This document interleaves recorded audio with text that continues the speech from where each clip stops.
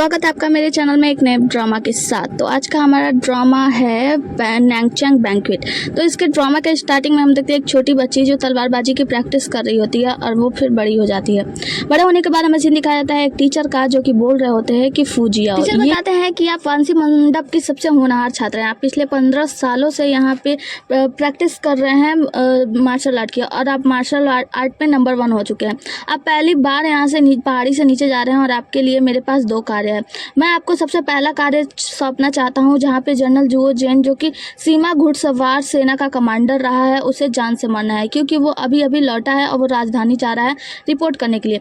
लेकिन वो बहुत सालों से देश की रक्षा कर रहा है, लेकिन साथ ही वो बहुत से ऐसे निर्दोष लोगों की जान ले चुका है और आगे भी बहुत से लोगों की जान ले रहा है। तो आपका सबसे पहला कार्य है कि आप उसे जान से मार दें और उसका खेल खत्म करें। जहाँ पे हम देखते हैं कि फूजियाओ जो होती है वो उड़ के उस कमांडर को के गले में तलवार घोंप देती है और वो पेड़ पे टंगा जाता है, फिर अपनी तलवार लेती है, वहाँ से चली जाती है। यहाँ पे जनरल गुओ जेन की जान चली जाती है, मतलब इसका पहला काम खत्म हो जाता है। दूसरा काम हमें बताया जाता है, दूसरा कार्य बताते हैं जिसमें बताते हैं कि जिस दूसरे आदमी को आपको मारना है वह है कियांग्यू गार्ड का नेता, जो कि अदालत में तलवार रखता है और उसे इसकी इजाज़त है और वो उसके पास बहुत सारी महान शक्तियाँ हैं। कई वर्षों से वो अदालत पर नियंत्रण रख रहा है, जिसके वजह से आम लोगों को बहुत ही ज़्यादा पीड़ा हो रही है। फूजियो एक आप ही हैं जो वांसी मंडप की सबसे सर्वश्रेष्ठ छात्रा है, तो आप ही हैं जो हमें इस मिट्टी से यानी इस घिनौने चीज़ से छुटकारा दिला सकती हैं। आपको उसे जान से मारना होगा। तो यहाँ पे फूजियो पूछती है कि टीचर बताइए उसका नाम क्या है। तो बताते हैं कि उसका नाम यांग चांगयून है और ये हमारे इस ड्रामे का हीरो होने वाला है। इसके बाद से हम देखते हैं एक वैश्यालय का सीन जहाँ पे हम बातें करते हुए लोगों को सुन पाते हैं। जो लोग बातें कर रहे होते हैं कि कमांडर यून यानी यांग चांगयून जो है वो यहाँ पे वैश्यालय में आया करते हैं और एक वैश्या की देखभाल करते हैं। एक वैश्या की मेन आती है और वो कहती है, मतलब जो मालकिन आती है वो कहती है कि वो आपका कितने दिनों से इंतजार कर रही थी, जब से आप आए हैं बस आप ही के बारे में बात करती है। यहाँ पे कमांडर उसकी बातों को नहीं सुनते, उसके ऊपर पैसा फेंकते हुए चले जाते हैं कमरे में जाने के बाद उन्हें आवाज़ आती है जहाँ पे अंदर से कोई लड़की बोलती है कि कमांडर आप आ गए, लेकिन वो पास जाते हैं और कहते हैं कि आप तो चूहे हुए नहीं हैं। तो अंदर से निकलती है एक लड़की जो कि अपने चेहरे पे कपड़ा बांधे होती है। इसे देखते ही बोलते हैं कि आप तो चूहे नहीं है ना। तो वो कहते हैं कि हाँ मैं वो नहीं हूँ, लेकिन मैं चूहे की तरह वो सब कर सकती हूँ जो वो आपके साथ करती है। तो कमांडर कहते हैं अच्छा तो ठीक है, अगर आप मुझे खुश करने के लिए आए हैं तो क्या ना मैं आपका चेहरा देख लूँ। और चेहरा देखने के लिए जाते हैं तो वो कहते हैं कि चेहरा देखने की इतनी जल्दी भी क्या है, आइए। और उनके पास जैसे ही जाने वाली होती है कहती है मुझे शर्म आएगी। तो यहाँ पे कमांडर यान जो होते हैं उन्हें पकड़ के अपनी तरफ खींच लेते हैं और वो इस तरीके से वो उनकी बाहों में होती है। और फिर वो कहते हैं कि लाइए पहले मैं चेहरा तो देखूँ कि जो लड़की मुझे खुश करना चाहती है, लेकिन वो रोक देती है। कहती है कि अगर आप ऐसे करेंगे तो मुझे शर्म आएगी। जिसके बाद से उनका हाथ मतलब कपड़ा पकड़ती है और उन्हें लेके बेड पे जाती है। कहती है कि मैं आपको आज खुश कर दूंगी और उनको लिटा कर उनके ऊपर ही चढ़ जाती है और बड़े प्यार से उन्हें सड्यूस करने की कोशिश करती है। फिर उनके तकिया के नीचे से एक चाकू निकालती है और उनके ऊपर हमला कर देती है, मतलब कमांडर यान के ऊपर हमला कर देती है। जिसे कमांडर यान रोक लेते हैं और कहते हैं कि बहुत से ऐसे लोग हैं जो मुझे मारने की कोशिश कर रहे हैं, लेकिन आप उनमें से सबसे अलग हैं। इतनी ईमानदारी से आप सब कुछ देने को तैयार हो गई। तो वो कहती है कि क्या मतलब है आपका। इस पर कमांडर यान उनका हाथ पकड़ लेते हैं और खींचने लगते हैं। खींचातानी में जब कमांडर यान उनके ऊपर चले जाते हैं तो वो कहते हैं कि देखो आप बहुत ही ज़्यादा नरम हो और दूसरी बात आप बहुत ही ज़्यादा अधीर हो, आपको थोड़ा सा और बात को खींचना चाहिए था, लेकिन आपने बहुत जल्दीबाजी कर दी। यहाँ पे ये लड़की बचते बचाते कमांडर यान को जब हमला नहीं कर पाती तो खिड़की तोड़ के भाग जाती है और हमारे कमांडर यान कमरे में होते हैं, मतलब चिंतित होते हैं कि कौन था। तभी हम कमरे में 2 सिपाहियों को आते हुए देखते हैं। ये कमांडर यान के पर्सनल गार्ड होते हैं। वो पूछते हैं बॉस आप ठीक तो है ना। तो वो कहते हैं हाँ मैं ठीक हूँ। तभी यहाँ पे एक अलमारी खुलती है जिसमें से चूहे निकलती है। वो जाते हैं और देखते हैं कि चूहे अंदर बंधी हुई है। उसके बाद अपने गार्ड से कहते हैं कि जल्दी से पोस्टर लगवा दो, उस लड़की की चारों तरफ जांच करो। आगे हम देखते हैं कि बहुत सारे पोस्टर लग गए होते हैं। आगे हमें रात का सीन दिखाया जाता है जहाँ पे हम देखते हैं एक टूटे फूटे महल को, जो कि बहुत ही बुरी हालात में होता है। यहाँ पे एक मास्क पहना हुआ व्यक्ति आता है और ये महल बहुत ही ज़्यादा गंदा संदा होता है। वो आता है व्यक्ति अंदर, तो अंदर में आने के बाद किसी के मरने की स्मृति जैसे होती है वो स्मृति ला के रखता है और वहाँ पे अगरबत्ती जलाता है। जब ये अपने चेहरे से फेस मतलब मास्क वगैरह जो भी होता है हटाता है तो हम जान पाते हैं कि ये कोई और नहीं यान होता है, मतलब यान कमांडर। तो ये यान कमांडर बात कर रहा था अपने एक साथी से और उनसे कहता है कि गुओ जो उनके बारे में पता लगा और हाँ उनका पीछा कर रहे थे कई वर्षों से सांगवान जी। सांगवान उनका कई वर्षों से पीछा कर रहा था, तो देखो सांगवान का पता लग जाएगा तो गोजन के बारे में भी पता लग जाएगा। ये लोग बातें कर रहे थे, हम देखते हैं कि यहीं पे वो नकाबपोश लड़की फूजियान होती है। जब वो आवाज़ सुनती है तो कहती है कुछ जाना पहचाना सा लग रहा है, लेकिन इससे कुछ हलचल होती है तो यहाँ पे यान कमांडर को पता चल जाता है। कमांडर यान को पता चलते हुए अपनी तलवार इसकी तरफ फेंकते हैं, जिससे फूजियान वहीं पे नीचे गिर जाती है और कहती है कि कमांडर यान तुम यहाँ पे। फूजियान कहती है तुम गोजन को ढूंढ रहे हो ना, उसे मैंने ऊपर पहुंचा दिया और आओ मैं तुम्हें भी ऊपर पहुंचा देती हूँ और जाकर उससे मिल लेना। वो कहते हैं कि तुम कौन हो, अपनी असलियत बताओ, अपना मतलब जो मास्क पास का हटाओ। तो वो फूजियान कहती है कि अगर हिम्मत है तो खुद हटा कर देख लो। उसके बाद से इन दोनों में तलवारबाजी होने लगती है, जहाँ पे हम देखते हैं कि बड़ी बुरी तरीके से ये लोग तलवारबाजी करते हैं और फूजियान जो होती है वो यान कमांडर को मतलब तलवार गोद देती है और कमांडर यान भी उसके बाजू पे मार देते हैं तलवार से, जिससे कि उसको चोट लग जाती है और फूजियान को यहाँ से भागना पड़ता है।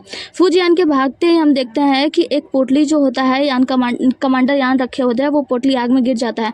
तो यहाँ पे फूजियान जब भाग जाती है तो कमांडर यान उस पोटली को उठाते हैं। हमें पता चलता है कि फूजियान घायल हो चुकी है, उसके हाथ पे चोट लग चुका है। फूजियान घायल अवस्था में वहाँ से भाग रही होती है, उसे एक नाव मिलती है। वो नाव में जाती है तो देखती है वहाँ पे कुछ कपड़े पड़े हुए हैं, उन कपड़ों को बदलने लगती है। सोचती है कि अब मुझे यहाँ से निकलना होगा और वो अपने कपड़े बदलने लगती है। दूसरी तरफ हम एक चोर को देखते हैं जो कि आ रहा होता है उसी नाव में और कह रहा होता है कि मुझे अच्छा खासा खजाना मिल गया, मैं यहाँ से निकल जाऊंगा। जिसके बाद से जब वो अंदर देखता है तो एक लड़की और उसके सर पे जोर का वार कर देता है एक डंडे से। जिसके बाद से हम देखते हैं कि फूजियान एक चाकू निकालती है, मतलब उसी चाकू से तुरंत उस आदमी पे मतलब उस चोर के ऊपर हमला कर देती है और वो चोर वहीं पे पानी में गिर जाता है और फूजियान इसी में बेहोश हो जाती है, जिससे इसके सर पे भी चोट लगा होता है और खून निकल रहा होता है। आगे हम फूजियो को देखते हैं जिसको होश आता है उस नाव में और वो नाव वहाँ से टहल के मतलब वहाँ से तैर कर दूसरी तरफ आ चुकी होती है। जब इसे होश आता है तो ये सोचती है कि मैं कौन हूँ, ये कौन सी जगह है और ये किसका सामान है। उसी सामान में उसे एक बिल्ला दिखता है जिसपे लिखा होता है जियान जी, मतलब फूजियांग जी। वो उस बिल्ले को अपने पॉकेट में मतलब अपने कपड़े में रख लेती है, फिर वहाँ से निकलती है। जब बाहर निकलती है तो सोच रही होती है कि ये कौन सी जगह है और मैं कौन सी जगह पे आ गई हूँ, मैं कौन हूँ। मतलब इसका मतलब ये है फूजियो अपना सारा यादाश्त भूल चुकी है। आगे के सीन में हम देखते हैं कि फूजियो एक शहर में होती है जहाँ पे हम देखते हैं कि बहुत सारे सैनिक होते हैं, वो जांच कर रहे होते हैं। ये यहाँ पे देख के खुश होती है कि ये कौन सी जगह है, मैं कौन हूँ मुझे पता नहीं है, पर फिर भी अच्छा लग रहा है। लेकिन जैसे ही ये जाती है लाइन में लगती है जांच कराने के लिए, तो हम देखते हैं कि वहीं पे आता है कमांडर यान अपने घोड़े पे आता है और यहाँ पे सैनिकों से पूछता है कि हर एक द्वार पे कुछ बहुत सारे सैनिक लगे हुए हैं और घायल हाथ वाले व्यक्ति को कभी भी जाने नहीं दिया जाएगा। जिस व्यक्ति का हाथ पे चोट लगा हुआ है उस व्यक्ति को तुरंत गिरफ्तार कर लिया जाए। ये जब सुनती है फूजियो तो वो अपने हाथ के तरफ सोचती है कि मेरे हाथ पे भी चोट लगी है। फिर दूसरी बात ये है कि मुझे इस व्यक्ति को देखकर इतना डर क्यों लग रहा है, मतलब कमांडर यान को देखकर वो अंदर ही अंदर डर रही होती है। हम देखते हैं कि फूजियो यहाँ से भागने लग जाने वाली होती है तो कमांडर यान कहते हैं कि सुनो तुम कहाँ जा रहे हो। तो वो कहती है कि कुछ नहीं। तो सैनिक उसे रोकता है और कहता है कि तुम कौन हो, तुम्हारा नाम क्या है। तो वो कहती है मुझे मेरा नाम नहीं पता। तो वो कहते हैं क्या पागल हो क्या, नाम बताओ अपना। तो इतना तेज से बोलने पर वो उस बिल्ले को निकाल कर दे देती है। तो वो कहते हैं कि अच्छा तुम महल से हो, सावधानी से जाना और सावधानी से रहना। बस इतना कहने के बाद हम देखते हैं कि यहीं पे एक गाड़ी आती है, मतलब घोड़ा गाड़ी आती है। उस गाड़ी से बाहर आते हैं लॉर्ड जियो और लॉर्ड जियो कमांडर यान को प्रणाम करते हैं। यहाँ पे फूजियो जब इन दोनों को बात करते देखती है तो धीरे से मौका लेके भाग जाती है। लॉर्ड जियो कहते हैं कि क्या कुछ जरूरी ऐसी घटना है जो कि महल में घटित हुई है, यहाँ पे चेकिंग हो रही है। तो वो लॉर्ड जियो की बात सुनकर कमांडर यान कहते हैं नहीं कुछ ऐसी महत्वपूर्ण घटना तो नहीं है, बस ये नॉर्मल सी चेकिंग चल रही है। आगे हम फूजियो को देखते हैं जो कि मार्केट में घूम रही होती है, हर एक चीज को देखकर खुश होती है, मतलब सभी चीजें उसे अच्छी लग रही होती है। जिसके बाद हम देखते हैं कि मार्केट में घूमते घूमते ही एक ऐनक वाले दुकान पे पहुंचती है और एक शीशे में अपने चेहरे को देखती है। कहती है क्या मैं ये हूँ, अगर मैं एक लड़की हूँ तो मैंने लड़कों की तरह कपड़े क्यों पहने हैं, मैं कौन हूँ, क्या हूँ, कहाँ से हूँ, मुझे कुछ भी याद नहीं है। हम देखते हैं कि फूजियो जाकर डॉक्टर से मिलती है, डॉक्टर से बताती है कि डॉक्टर मुझे याद नहीं है। तो डॉक्टर कहते हैं कि अच्छा तो बताओ ये क्या है। वो कहती है कि ये कलम है जो कि लिखने के काम में आता है। तब वो एक कटोरा दिखाता है, वो कहती है कि एक प्याला है। डॉक्टर मैं मूर्ख नहीं हूँ, दरअसल मुझे ये याद नहीं है कि मेरा नाम क्या है, मैं कौन हूँ, कहाँ से हूँ और मैं किससे किससे मिली हूँ वगैरह वगैरह। डॉक्टर कहते हैं ठीक है तो आपको भूलने की बीमारी होगी क्योंकि आपके सर में चोट लगी है, तो आपका खून बहा जिसकी वजह से आपको भूलने की बीमारी हो गई। तो वो कहती है क्या मैं ठीक हो जाऊंगी। डॉक्टर कहते हैं हाँ मैं आपके लिए कुछ दवाइयाँ लिख देता हूँ। लिखने जाते हैं तो वो बोलती है कि डॉक्टर साहब मेरे पास पैसे नहीं है। तो डॉक्टर कहते हैं भाग जाओ यहाँ से। उसके बाद से फूजियो बाहर भाग जाती है। आगे हम फूजियो को देखते हैं जो कि बाहर जा रही होती है मार्केट में, तो वहाँ पे बहुत सारे सैनिक आते हैं और लोग आपस में बातें कर रहे होते हैं कि हमें जल्दी से जियो कियांग जी को ढूंढना होगा, क्योंकि अगर महाराज को मतलब महल में पता चल गया कि हमने जियो कियांग जी को खो दिया है, जियो कियांग जी नामक एक किन्नर को खो दिया है, तो हमारे लिए बहुत ही ज्यादा मुसीबत हो जाएगी और फूजियो यहीं से निकल जाती है। आगे हम कुछ मंत्री और चांसलर लोगों को देखते हैं जो कि बाहर इंतजार कर रहे होते हैं। तब यहाँ पे उनका एक सैनिक आता बताता है कि महाराज कुछ कार्य करें तो आप अभी उनसे नहीं मिल सकते। एक मंत्री आते हैं, वो कहते हैं कि मुझे महाराज से अभी मिलना है और वो महाराज के आगे के बिना ही अंदर चले आते हैं। जिसके बाद ये चांसलर और मंत्री सभी लोग आकर हाथ जोड़ के खड़े हो जाते हैं और कहते हैं कि गोज इनकी मौत हो चुकी है। महाराज आपको जल्दी से फैसला करना होगा कि आगे मतलब सीमा की रक्षा के लिए कौन जाएगा, और बहुत सारे नाम वाम जो होते हैं वो बता रहे होते हैं। ये दोनों महाराज महाराज कर रहे होते हैं, लेकिन महाराज का कोई भी प्रतिक्रिया नहीं आ रही होती है। जब महाराज को पास जाके देखते हैं तो हमें पता चलता है कि एक मोटा सा व्यक्ति को बांध के उसके मुंह में कपड़ा डाल के महाराज ने अजीब सा कपड़ा उड़ा के चले गए होते हैं, और ये लोग कहते हैं कि महाराज फिर यहाँ से भाग गए। आगे हमें एक जगह का सीन दिखाया जाता है जहाँ पे ओपेरा चल रहा होता है, और यहाँ पे महाराज यानी सम्राट बैठ के ओपेरा देख रहे होते हैं, बहुत ही ज़्यादा मस्ती कर रहे होते हैं। हम देखते हैं कि ये बैठे होते हैं, टेबल के नीचे से एक हाथ निकलता है और वो मिठाई चुरा के फिर टेबल के नीचे हो जाता है। फिर दोबारा से टेबल के नीचे से हाथ निकलता है और ये सम्राट देख रहे होते हैं, तो मिठाई वहाँ से हटा देते हैं और मुस्कुरा रहे होते हैं। हम देखते हैं कि जब महाराज वो मतलब कपड़ा हटाते हैं टेबल का, तो हमें पता चलता है कि ये तो फूजियो है।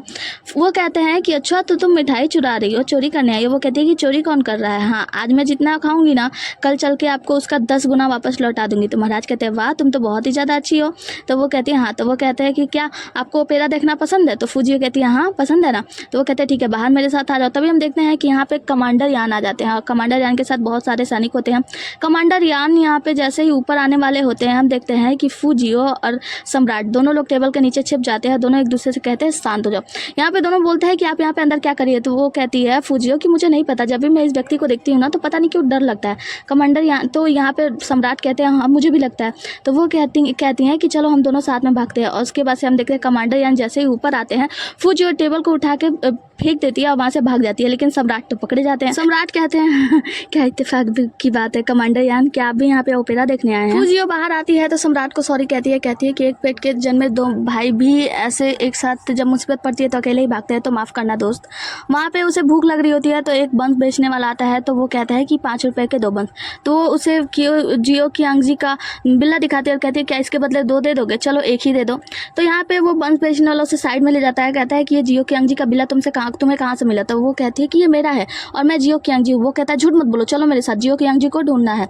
उसके बाद से हम देखते हैं कि जब जा रहे होते हैं तो बहुत सारे सैनिक आते हैं, तो वो बताती है कि देखो भाई ये मेरा नहीं है, दरअसल मैं एक जगह पे सोई हुई थी, जैसे मेरी नींद खुली मेरे पास ये बिल्ला था तो मैंने रख लिया। वो बताती है कि मुझे तो पता नहीं है कि जियो कियांगजी कौन है, सच में मैं नहीं जानती हूँ। और तुम्हें पता है क्या, मेरी यादाश्त भी खो चुकी है, डॉक्टर ने बताया मुझे भूलने की बीमारी होगी है। मैं सच बता रही हूँ, अगर मैं झूठ बोलूँ तो कौवा काट खाए। तो वो अपना तलवार चाकू वाकू निकालता है, कहता है कि सच बताओ वरना मैं तुम्हें मार डालूंगा।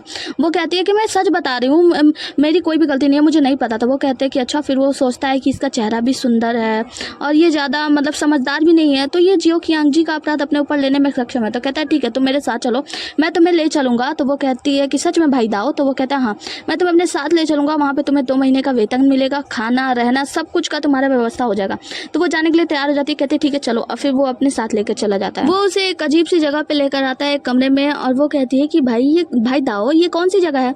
तो वो कहता है कि तुम चिंता मत करो, आगे बढ़ो। और जब जैसे ही वो आगे बढ़ती है उसे मार के बेहोश कर देता है। जब फूजियो की होश आती है, मतलब उसकी आँख खुलती है तो एक बेड पे बंधी हुई होती है। फूजियो की आँख खुलती है तो वो चिल्लाने लगती है कि भाई दाओ आप क्या कर रहे हो, मुझे छोड़ दो। तो वो कहता है कि तुम चिंता मत करो, जियो कियांगजी बनाना है ना मुझे तुम्हें, तो इसीलिए मुझे तुम्हें नपुंसक बनाना होगा। वो खूब जोर से चिल्लाती है कि भाई ये क्या करने वाला हो। तो उसके गले पे चाकू रख लेता है, कहता है कि मुझे यहाँ पे महल में तेज धारदार चाकू वाला जाना जाता है, अगर ऐसा जोर से चिल्लाओगे तो मैं तुम्हारा गला ही काट दूंगा, बस थोड़ा सा दर्द होगा नीचे का, मैं थोड़ा सा काट दूंगा ना, उसके बाद से तुम एक खिजड़े हो जाओगे और जियो कियांगजी बन जाओगे, किसी को पता भी नहीं चलेगा। तो बस तुम शांत रहो। उसके मुंह में कपड़ा ठूस देता है, उसके बाद से जाता है जैसे ही काटने के लिए।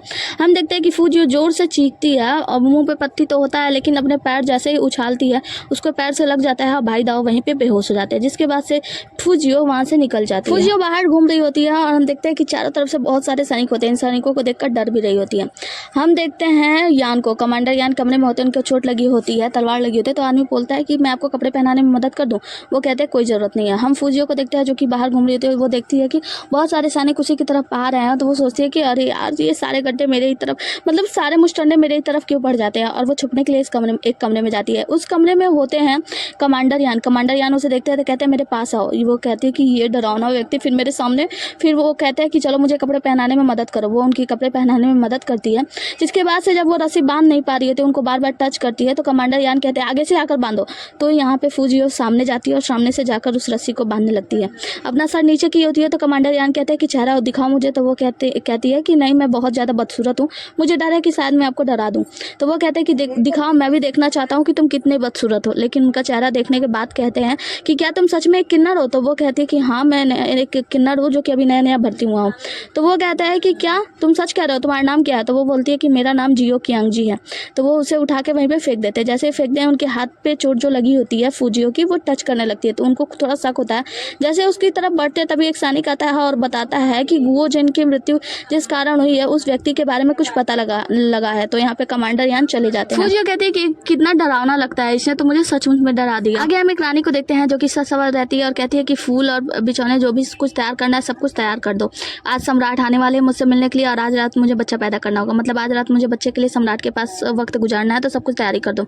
जिसके बाद सम्राट आता है, कहते हैं कि महारानी डाउजर चाहती है कि मैं आपसे आके मिलूं, लेकिन मुझे कुछ सरकारी मामले देखने हैं, तो मैं आपसे बाद में मिलूंगा। इतना कहकर सम्राट वहां से भाग जाते हैं। कहते हैं कि सम्राट यहाँ से भागने लगते हैं और जो रानी होती है उनका पीछा कर रही होती है। सम्राट भागते भागते एक जगह से छिपते हुए भाग रहे होते हैं, तो वो जाके टकराते हैं फूजियो से। फूजियो और वो दोनों टकराते, कहते हैं दोस्त तुम यहाँ? तो वो बोलती है फूजियो कि आप यहाँ पे क्या कर रहे हो? सम्राट कहते हैं मैं महल में काम करता हूँ, तुम क्या कर रही हो? तो वो कहती है कि मैं महल में काम करने आया था और मैं एक किन्नर हूँ। तो वो कहते हैं अच्छा। तो वो कहती है लेकिन मैं सच बताऊँ तो मैं महल छोड़ना चाहती हूँ। तो वो कहते हैं कि सच में? मैं भी महल छोड़ना चाहता हूँ, चलो दोनों साथ में छोड़ते हैं। फिर दोनों आपस में बातें करते हैं तो पता लगता है कि इन लोगों के पास पैसे नहीं है। तो सम्राट कहते हैं चलो मैं कुछ व्यवस्था करता हूँ। वो कहते हैं लेकिन कैसे? कहते तुम चलो तो कुछ व्यवस्था हो जाएगा। इधर जो रानी होती है वो तो सम्राट को ढूंढ रही होती है, सम्राट आप कहाँ गए, सम्राट आप कहाँ गए। दूसरी तरफ हम देखते हैं कमांडर यान को, जिनका एक सैनिक बताता है कि महल के बाहर एक नदी में हमें एक नाव मिली है जिसमें कुछ कपड़े मिले हैं। ऐसा लगता है कि वो उसी व्यक्ति के हैं जिसने आपके ऊपर हमला किया था। और वो बताते हैं कि वहाँ पे एक किन्नर की लाश भी मिली है।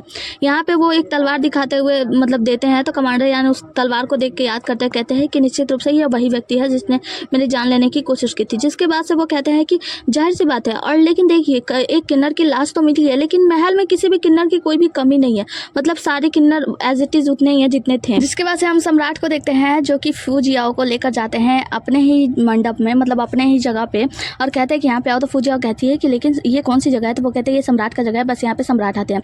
ये दोनों लोग वहाँ से बहुत सारे खजाने इकट्ठा कर रहे होते हैं। तो सम्राट कहते हैं अब तो बहुत है ना। तो वो कहती है कि हाँ, और वैसे भी इसमें से हम दोनों आधा आधा हिस्सा कर लेंगे। जिसमें से खजाने लेकर मौज लोग निकलने लगते हैं। कुछ सैनिक देखते हैं तो वो रोकते हैं। तो फूजियो कहती है कि दोस्त एक काम करो, तुम ये सामान लेकर आगे जाओ, मैं इन्हें चकमा देती हूँ। तो वो कहते हैं नहीं, मैं ज़्यादा परिचित हूँ, तो एक काम करो तुम आगे जाओ, मैं देख लेता हूँ। फूजियो वहाँ से चली जाती है तो सम्राट वहीं पे खड़े हो जाते हैं, लेकिन जैसे सैनिक आते हैं सम्राट को देखकर वहीं पे झुक जाते हैं। आगे हम कमांडर यान को देखते हैं जो कि उस दस्तावेज को देखते हैं जिसमें किन्नरों का लेखा जोखा होता है। वो उसमें पढ़ते हैं और कहते हैं कि 10,000 किन्नर थे। तो अभी दो किन्नर कहाँ पे हैं? एक किन्नर के बारे में जब वो पूछते हैं तो वहाँ पे जो किन्नर होता है, किन्नरों का सरदार, वह घुटनों को बल बैठ जाता है और कहता है कि महाराज क्षमा करें। जिसके बाद से वो पढ़ते हैं जियो कियांगजी, और वो समझ जाते हैं और उन्हें याद आता है कि कैसे वो जियो कियांगजी नाम का एक किन्नर मेरे सामने आया था और मेरे कपड़े वपड़े बदल रहा था। तो उन्हें ऐसा लगता है कि शायद वही वो व्यक्ति है जो मुझे जान से मारने की कोशिश किया था। यहाँ पे अपने सैनिकों को आदेश देते हैं कि जल्दी से जाओ जियो कियांगजी नाम के किन्नर को पकड़ लो। तो यहाँ पे सारे सैनिक जाने लगते हैं। फिर एक सैनिक कहता है कि महाराज हम पूरे महल में जांच करते। वो कहते हैं कि नहीं, धीमे से जांच करो कि अगर जल्दीबाजी होगी तो वो जियो कियांगजी को पता चल जाएगा और वो वहाँ से भागने में कामयाब हो जाएगा। जिसके बाद से हम देखते हैं कि पूरे महल में अफरा तफरी मच जाती है, सब लोग जियो कियांगजी को ढूंढ रहे होते हैं। आगे हम फूजियो को देखते हैं जो कि कहती है कि दोस्त तुम जल्दी टाइम पे आ जाओ ना। और फिर सोचती है कि अगर तुम टाइम पे नहीं आओगे तो मैं भी यहाँ पे फंस जाऊंगी। उसके बाद से क्या करती है, एक रस्सी लेती है और कहती है कि दोस्त माफ़ करना, मुझे यहाँ से भागना होगा। लेकिन जैसे ही वो रस्सी दूसरे दीवार पे चढ़ने के लिए लगा रही होती है, यहाँ पे कमांडर यान आ जाते हैं, उस रस्सी को पकड़ लेते हैं। अब तो डर के इसकी सिट्टी पिट्टी गुल हो जाती है कि भाई अब क्या होगा मेरा। कमांडर यान उस रस्सी को खींचते हैं और जियो कियांगजी मतलब फूजियो जो होती है उड़ते हुए कमांडर यान के पास जाती है। कमांडर यान उसके गिरेबान को पकड़ लेते हैं और कहते हैं कि अब ना दिखावा करना बंद करो, मुझे पता चल गया है कि तुम जियो कियांगजी नहीं हो, तुम वही हो ना जिसने मुझे मारने की कोशिश की थी। जिसके बाद से उसका बाजू दबाते हैं तो वो चीख देती है क्योंकि उसे तो वहाँ पे चोट लगी होती है। कमांडर यान उसे वहीं पे फेंक देते हैं, अपना तलवार निकालते हैं, कहते हैं कि अब तो तुम्हारा खेल खत्म। इससे पहले कि कमांडर यान अपनी तलवार से उसे घोप पाते, उसका तार कर पाते, वो फूजियो चिल्लाने लगती है मदद करो कोई। तभी वहाँ पे सम्राट आते हैं और कहते हैं कि शांत हो जाओ। सभी लोग वहाँ पे घुटनों के बल बैठ जाते हैं। सम्राट आ गया। जिसके बाद से वो जाके कहता है कि देखो मैं सम्राट हूँ यहाँ का, तुम्हें डरने की जरूरत नहीं है। जिसके बाद से हम देखते हैं कि सम्राट का दरबार लग जाता है और यहाँ पे सभी लोग मिलकर फूजियो को गलत ठहराने की कोशिश करते हैं। यहाँ पे इस चीज की मांग की जाती है कि फूजियो की जांच कराई जाए कि क्या सच में वो जियो कियांगजी है, मतलब वो किन्नर है कि नहीं है। सम्राट कहता है कि ऐसा कैसे हो सकता है, मतलब वो कहती है कि नहीं, मैं अपने शरीर की जांच नहीं करवाना चाहती हूँ। तो सम्राट कहते हैं ये छोटी सी बात है, मान जाओ जियो कियांगजी के लिए। तभी वहाँ पे कुछ किन्नर आते हैं और लोग कहते हैं कि इनकी जांच पहले ही कर दी गई है और फूजियो मतलब जियो कियांगजी जो है वो सचमुच में एक किन्नर ही है। तो वो भी शौक हो जाती है क्या सच में जांच की गई है। जिसके बाद बाद से यहाँ पे सम्राट कहते हैं कि देखो अब ये किन्नर है ना, तो ये वही होगी, मतलब जियो कियांग ही होगी। उसके बाद से वो कहते हैं मतलब कि लेकिन ये महल से चोरी करके जा रही थी, मतलब कमांडर यान होते हैं वो कहते हैं कि महल से चोरी करके जा रहा था। तो वो कहती नहीं मैंने ये चीज़ें चोरी नहीं की। जिसके बाद से सम्राट आते हैं और कहते हैं कि देखो इसने ये चीज़ें चोरी नहीं की है, मैंने इसे ये सारी सामान दिए थे पुरस्कार के रूप में।